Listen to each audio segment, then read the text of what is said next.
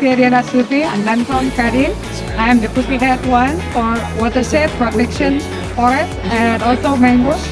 And in here with me, I'd like to introducing Pak Budi Wardana. Pak Budi Wardana, where you come from, Pak Budi? Come from Yogyakarta. But it's okay. I've been working with mangrove issues for a long time, more than 20 years. Thank you, Pak Budi, for joining us in Indonesia International Sustainability Forum. You're very welcome.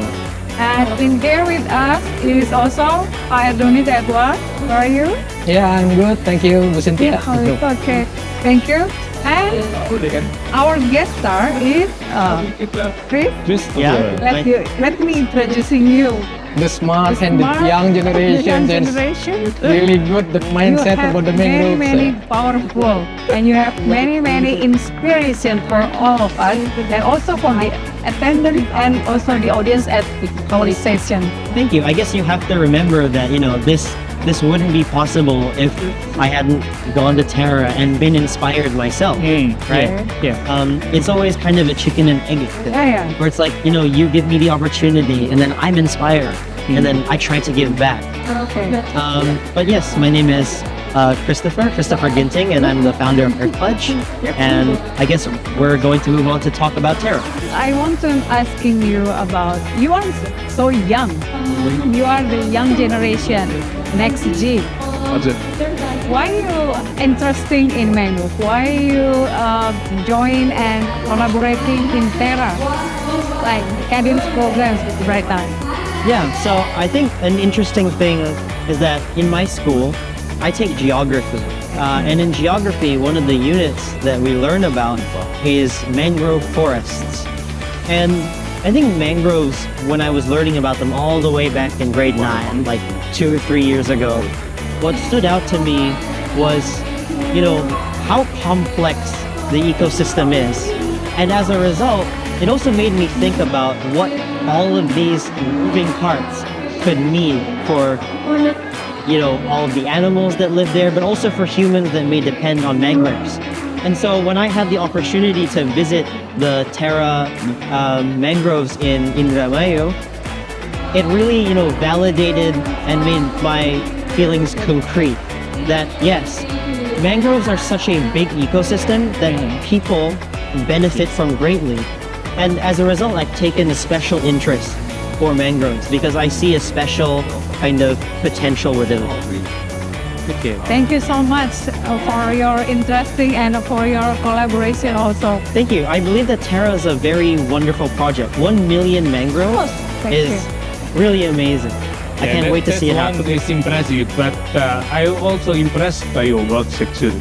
Because what I said in the sessions before, that the development, the sustainable development means it should be inclusive. Yes. Not only inclusive between the poor and the rich, but it's also inclusive across generations. Yes, absolutely. Yeah, you as the young generations that will be leaders in the future. So how could we help you to reach out to your generation? That is conversations with the digital technologies, all the social media, and so on and so forth.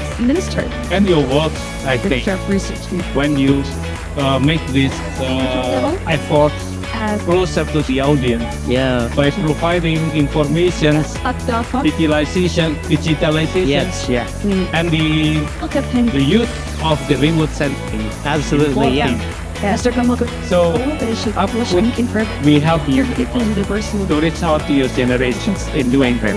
Absolutely. I think one of the oversights that sometimes happens with projects like this is that it is wonderful that large companies through their responsibility, they aid these projects, right? But what I kind of see as a person in the Gen Z is that as an individual, not affiliated with any company, is that I find it difficult to find projects like TERA that I can contribute to. And so I think really one of the first steps that we need to make is to make it clear that, carbon credits and these, funding projects like these are not limited to large companies and their social responsibility.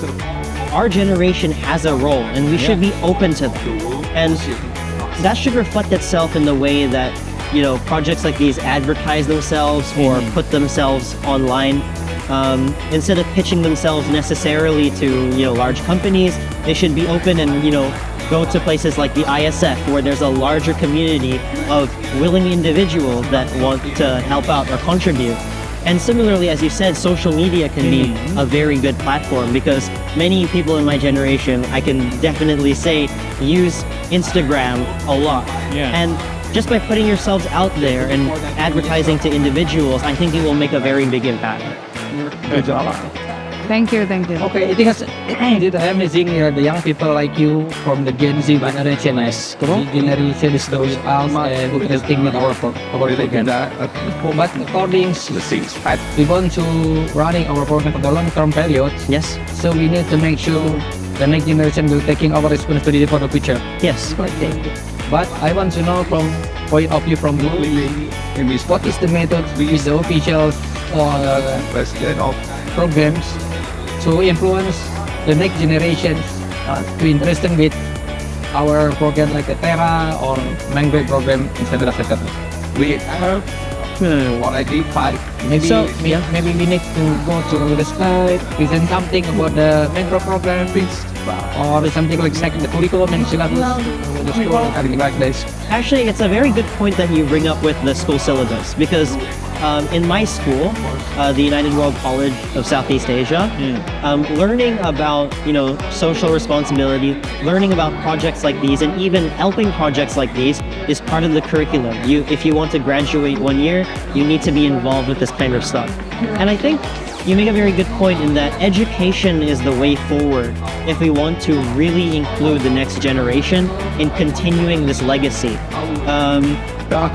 I think I will put myself out there and say that the education model what we see in United World Colleges is a very good example.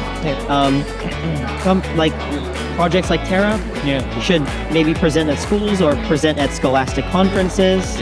And similarly, schools should make an effort to include projects like these, or at least awareness about projects like these into their curriculum. We can take the step-by-step model like the basic knowledge first and after that intermediate and advanced level to but I think university. one thing that might be of interest of your younger generations is that on the accountability.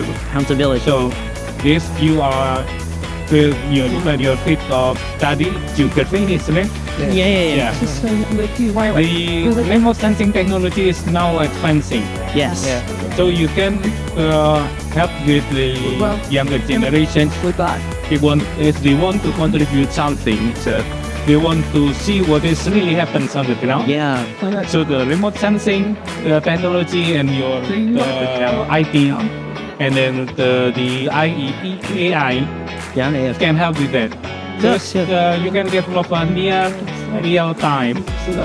So when the contributions of the younger generations to the project and near real time, they can also visualize or could see or monitor themselves through the applications that your contributions is implemented in these locations, and you can monitor whether or not that the growth of the mangroves, the contributions is nice. Yeah, you can see it whenever you need it.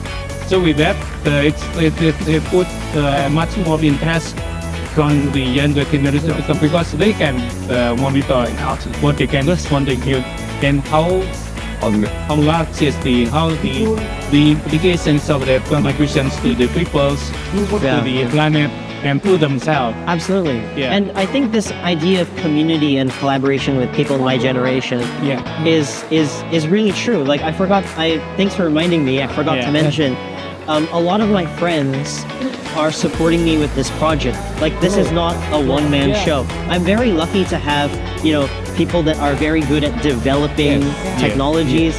In fact, there's a prototype with remote sensing. It's very basic, but it is being developed. And it is amazing that if Generation Z, if my generation is directed to do something and we're aware that projects like TERA exist and that there's this issue that needs to be resolved, we will get it done. Yeah. It's just letting us know in the first place. Yeah. It's this information of, what has to be done. That's very crucial. We need to be educated in a way so that we know what to do in the future. Yeah. Yeah, Agree. education means that you have the knowledge, you can get the knowledge, but at the same time you experience it yourself. So it's more like embedded in your mind rather than learning just from reading, just visualizing. But that they know that they contribute to something and they can experience it. Yes, absolutely. Learning also by So doing. it's impressive. Your work is really impressive. Yeah. By the way, sorry. By the way, guys, I wonder, this TERA is still, we have potential donors like Earthplates, and then Arunika Bumi Lestari who implementing, and then there's a carbon ethics, there's a earth security, and also other corporates in there Yes. who planting mangrove in commemorating Indonesia at 17 August. Maybe I want to ask you, I just want to ask you about the future of TERA. Yeah. The future of TERA, we will moving forward. Moving forward, maybe go international or somewhere. In your opinion, is it possibility? Is it possible to do that with your collecting funding, with your engaging your friends and also your colleagues in international? Is it possible we can do this, but for the international? Yeah, absolutely. Like TERA, the model behind TERA is admirable in that it takes into account so many aspects. And one of the, core tenets of Earth Pledge is this idea of contributing intellectually. TERA's model is very, very good. And I feel like this kind of model is able to spread elsewhere just because it is so implementable and it has such a large impact on the community around it. And so I would agree with you in that, yes, I do believe that TERA and projects like TERA have a place internationally. Yeah, because we ever see about many potential in international is concerned, really very concerned about language. They are, yeah. It's also for the alternative approach to the student sustainability because our mangrove area established already, so that would be easy if we invite the student to go to there with the ecotourism approach towards communication tourism approach first, and after that they will get the emotional feel if only to get proper I talked about that when I was on the stage, and that like in Singapore I learned it from a textbook, and I was like, yeah, mangroves, there are a lot of aspects to it. But when I went to Indramayu and I saw the community, it made me realize, ecotourism is a very good way forward. Being there in person is the best way to instill that mindset. Yeah, of course. Yeah, I agree. We got the different feeling. Yeah. We look at the local community expression. Yes. To running and painting together. Us, that should be pride also for us and for them. That's true. Thank you so much, Chris, for your inspiration, for your so many works and so many knowledge that you sharing for us in this session. There's a lot of value. There's a lot of potential also in the future for TERA to join, to engage more stakeholders, and also running this program smoothly and carefully. And yeah, we did not forget. We just want to forget about the next important is in Mango is community itself. Yes. So, do you promise us to do more? And I mean, this will continue. Absolutely. Yes. And we have a lot of steps moving forward. Yeah, it's a long road ahead of us, but I think if we can work together and the Gen Z can work with the more experienced people, we can do whatever we want, no matter how arduous the journey is. So thank you so much for giving me this opportunity. I'm very grateful. And this is TERA. Thank you. Thank you once again. Bye. Bye.